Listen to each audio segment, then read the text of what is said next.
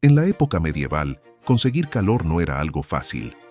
Para la clase alta, convertir sus hogares en lugares acogedores requería de ingenio y un uso inteligente de los recursos disponibles.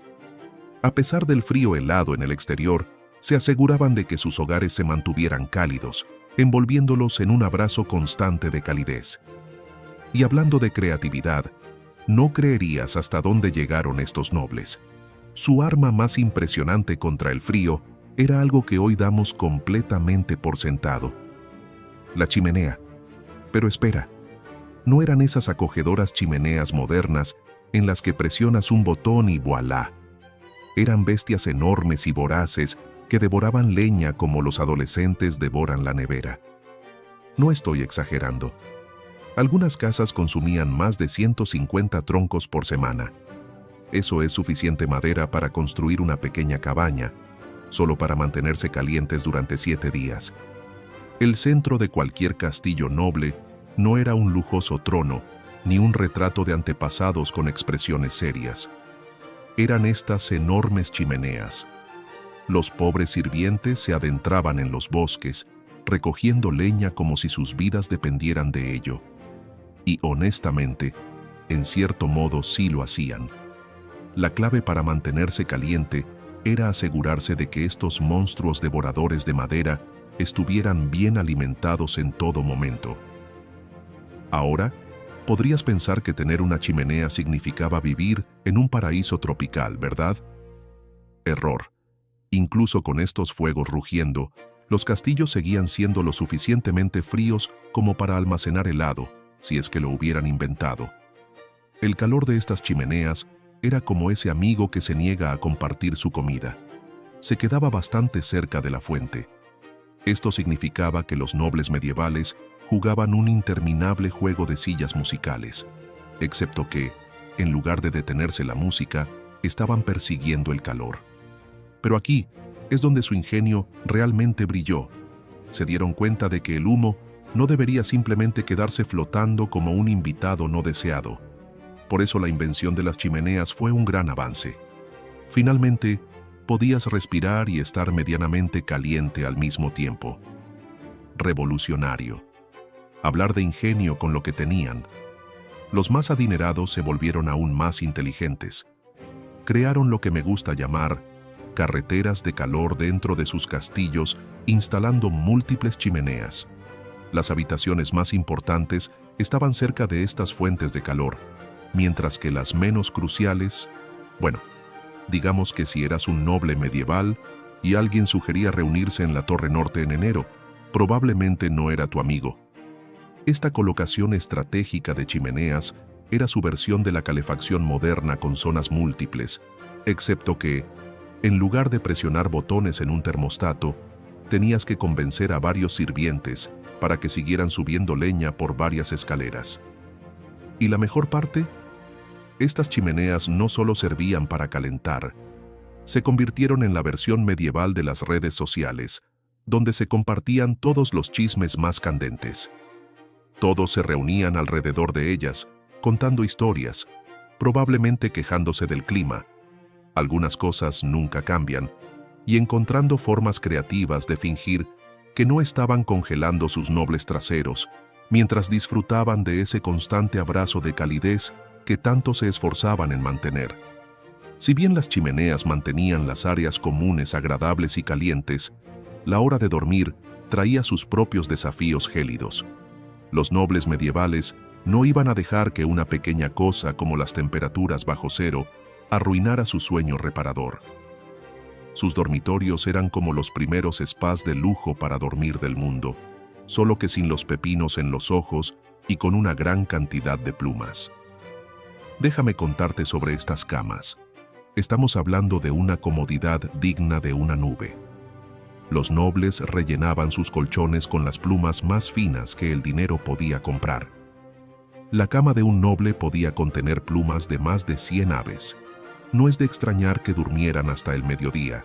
Yo tampoco querría salir de ese nido mullido. Pero la verdadera genialidad estaba en las capas. Primero, estaba la ropa de dormir de lana, porque nada dice dulces sueños como vestirse con un trozo de oveja. Luego venían las mantas. No una, ni dos, sino a veces hasta 7 capas de pesadas colchas de lana. Para cuando terminaban de apilarlas, meterse en la cama probablemente era el ejercicio del día. Pero aquí viene mi parte favorita: el calentador de cama. Antes de meterse a dormir, los sirvientes tomaban unas sartenes de metal llenas de brasas calientes y las deslizaban entre las sábanas como una versión medieval de la bolsa de agua caliente. Solo había que tener cuidado de no moverse demasiado rápido, o podrías terminar con algo más que una cama cálida. Un movimiento en falso y de repente estarías jugando a El suelo es lava, versión medieval. La joya de la corona era la cama con dosel y sus pesadas cortinas. No estaban solo para lucir bien o proporcionar privacidad. Eran prácticamente sacos de dormir medievales. Una vez que esas cortinas se cerraban, tenías tu propio capullo de calor. Además, eran perfectas para amortiguar el sonido de los dientes castañando. Y ni hablemos de las alfombras. No eran simples tapetes sacados de una tienda cualquiera. Eran inversiones serias en comodidad para los pies. Porque, seamos honestos, no hay nada que arruine una mañana acogedora más rápido que poner los pies en un suelo de piedra que parece haber estado almacenando hielo desde el invierno pasado. Los nobles importaban alfombras exóticas de tierras lejanas, creando lo que podría haber sido el primer sistema de calefacción para el suelo. Ahora, los nobles medievales tenían unos compañeros de cuarto bastante poco convencionales cuando se trataba de mantenerse calientes. Los gatos no eran solo adorables compañeros acurrucados junto al fuego, eran bolsas de agua caliente vivientes y ronroneantes. Pero los verdaderos MVP del invierno eran los animales más grandes. Algunos nobles incluso invitaban a su ganado a entrar en casa durante el invierno. Hablemos de una fiesta exclusiva en interiores. Estudios sugieren que una sola vaca podía aumentar la temperatura de su entorno inmediato entre 5 y 10 grados. Los nobles medievales básicamente tenían su propio sistema de calefacción portátil, solo que con más mugidos. Antes de que arrugues la nariz, no eran completos salvajes en esto. Estos calefactores de 4 patas tenían sus propias áreas designadas, generalmente separadas de los espacios principales de la casa. El suelo se cubría con gruesas capas de paja, algo así como una alfombra de bienvenida proporcionada por la naturaleza. Los sirvientes tenían la glamorosa tarea de encargarse de la limpieza regular, lo cual probablemente no aparecía en la sección de beneficios del puesto. Pero bueno, ¿qué importaba un poco de mantenimiento animal cuando conseguías calefacción gratuita? El arreglo funcionaba sorprendentemente bien. Los animales se mantenían cómodos, los nobles se mantenían calientes, y todos fingían no notar la ocasional sinfonía de sonidos de granja resonando por los pasillos. Era la situación perfecta para todos, incluso si a veces significaba tener que explicarles a los visitantes por qué había una oveja en la habitación contigua ocupándose de sus deberes de crecimiento de lana. Hablando de lana, los nobles medievales no es que estuvieran marcando tendencia en la moda invernal, pero sabían muy bien cómo vestirse para el éxito. Si por éxito entendemos, no convertirse en un carámbano humano. Su estrategia de vestimenta era básicamente más es más, y llevaron el uso de capas a un nivel completamente nuevo. Empezando desde adentro hacia afuera, usaban ropa interior de lino. Sí, incluso los nobles tenían ropa interior medieval, pero a diferencia de nuestras prendas de algodón básicas, estas estaban diseñadas específicamente para atrapar el aire cerca del cuerpo. Luego venían las túnicas y vestidos de lana, a menudo hechos con la mejor lana de oveja que el dinero podía comprar. Dato curioso: un solo atuendo invernal de un noble podía requerir lana de hasta 5 ovejas. Y no estamos hablando de los típicos suéteres que pican. Eran prendas tan bien confeccionadas que algunas han sobrevivido en museos hasta el día de hoy. Los verdaderos protagonistas eran sus capas exteriores.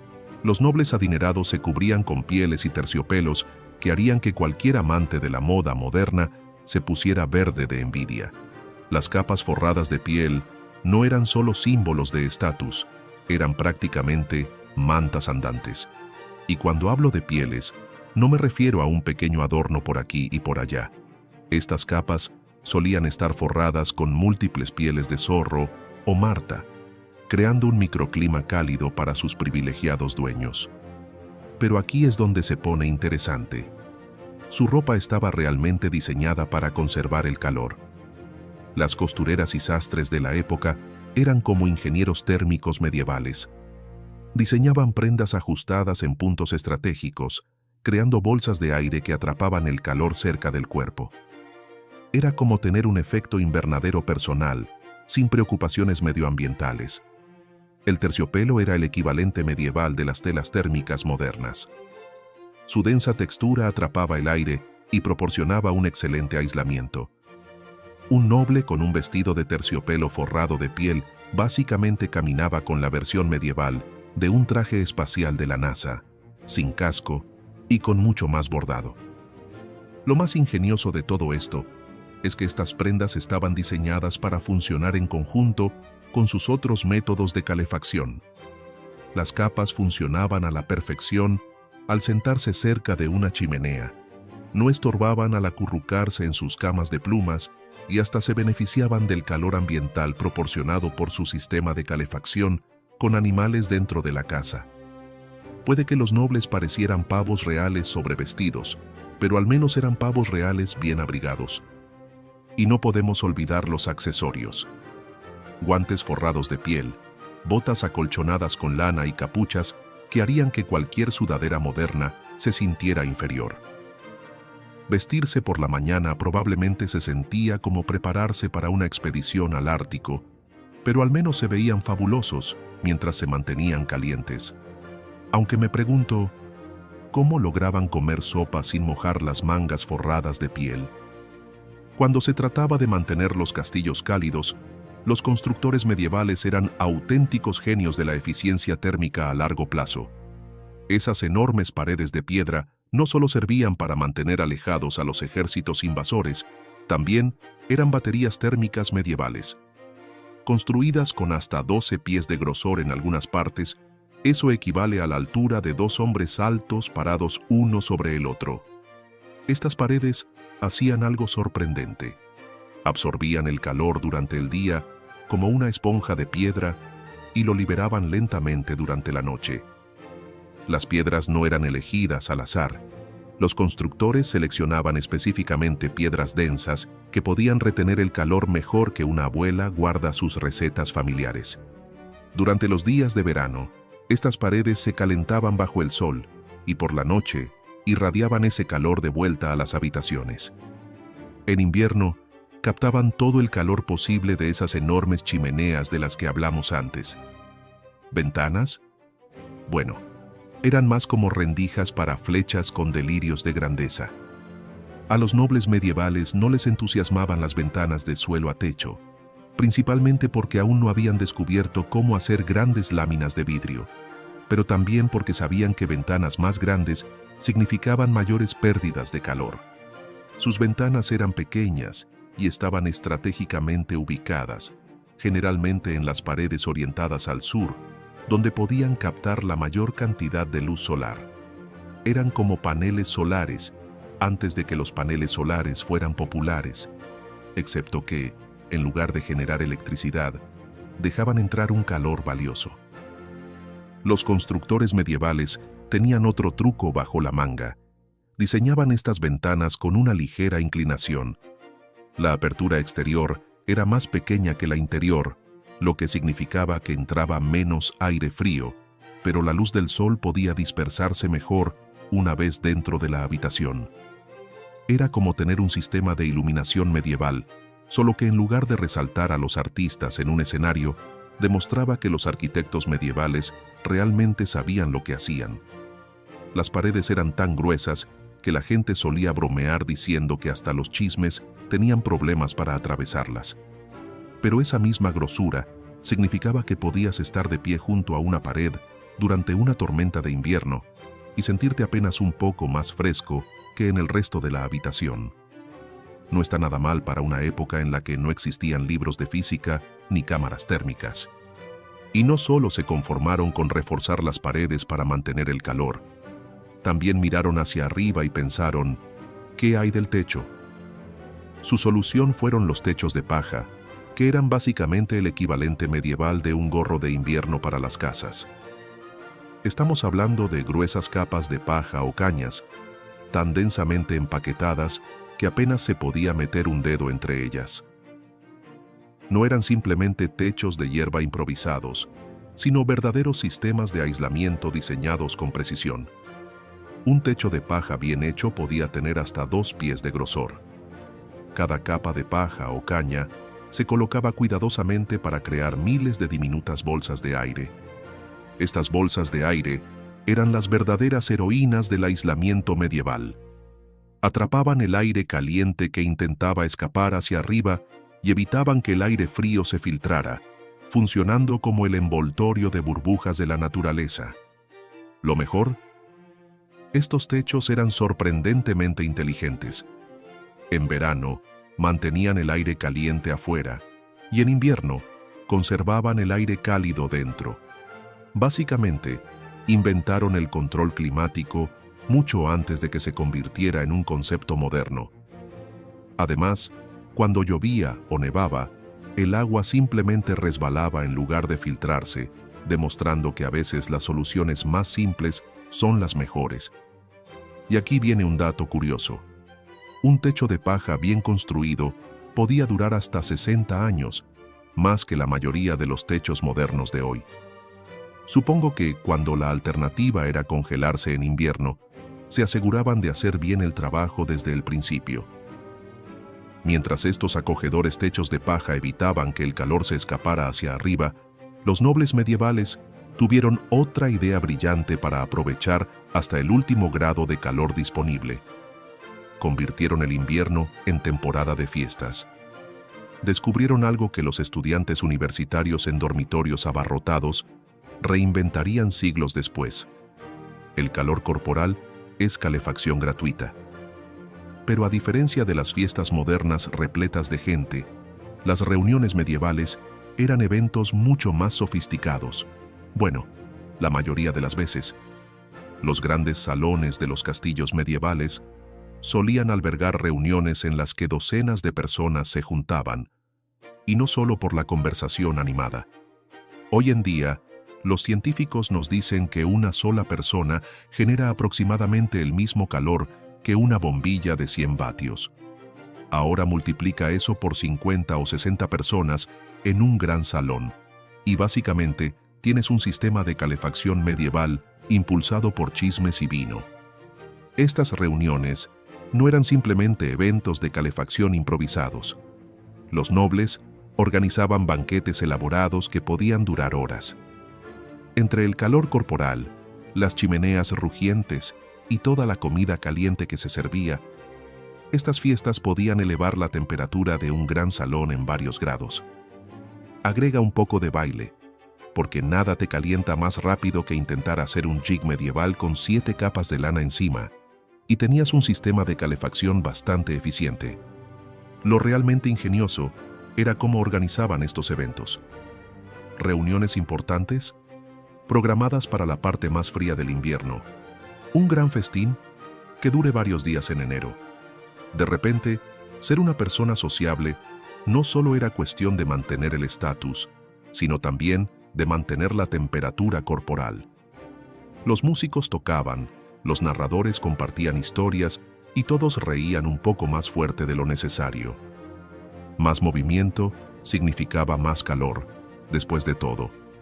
Los expertos en fiestas sabían que una buena discusión sobre política o el nuevo tapiz del vecino podía calentar una habitación más rápido que cualquier chimenea.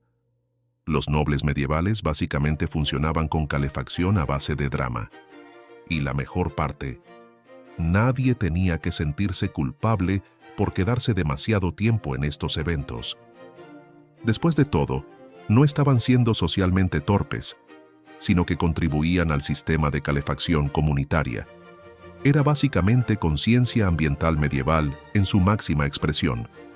Pero algunos nobles no se conformaban solo con el calor corporal y las chimeneas. Los más ostentosos instalaron lo que me gusta llamar el sistema medieval de calefacción por suelo radiante, el hipocausto. Piensa en ello como el equivalente medieval de la calefacción radiante moderna, solo que con más humo y una cantidad significativamente mayor de trabajo manual. El sistema era brillantemente simple. Un horno calentaba el aire que circulaba a través de espacios huecos debajo de los pisos y, en algunos casos, dentro de las paredes. Imagina caminar sobre baldosas calientes en pleno invierno. Bastante lujoso para la época medieval, ¿verdad? Los suelos calefaccionados irradiaban calor hacia arriba, creando un ambiente acogedor que incluso los nobles más fiesteros envidiaban. Por supuesto, mantener un hipocausto no era precisamente un paseo por un cálido parque. Requería la atención constante de sirvientes que debían mantener el horno encendido y limpiar el hollín. Pero para aquellos que podían permitírselo, tener suelos calientes era la máxima ostentación medieval, como tener asientos calefaccionados en un mundo de bancos de madera. Y hablando de mantener el calor desde abajo, mientras algunos nobles calentaban sus pisos con hipocaustos, la fuente de calor favorita de todos venía de la cocina del castillo. No era solo un lugar para preparar suntuosos banquetes, era prácticamente una planta de calefacción disfrazada de espacio culinario. Esas enormes hogueras de cocina tenían una doble función. Calentaban el castillo mientras preparaban comidas que podían alimentar a un pequeño ejército o a una familia noble con un apetito considerable. Lo realmente inteligente era cómo aprovechaban al máximo el calor de la cocina. Los guisos y sopas no solo eran populares porque llenaban el estómago. Estos platos requerían horas de cocción lenta, lo que significaba que los fuegos de la cocina permanecían encendidos durante más tiempo. Básicamente, los nobles inventaron la primera olla de cocción lenta medieval. Y esas piedras calientes utilizadas para cocinar no se desperdiciaban.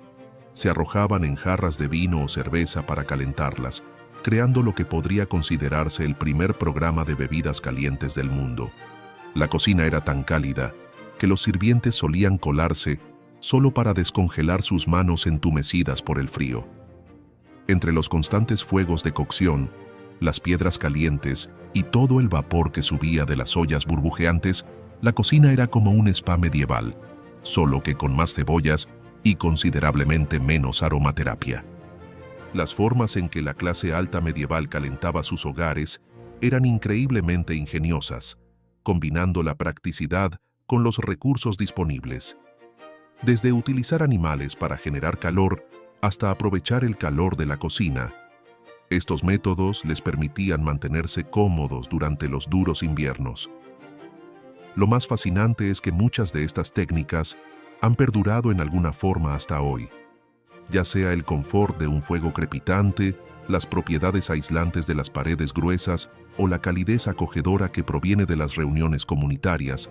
A pesar de los avances tecnológicos, hay algo atemporal en la forma en que los medievales aprovecharon al máximo lo que tenían, convirtiendo la necesidad en innovación.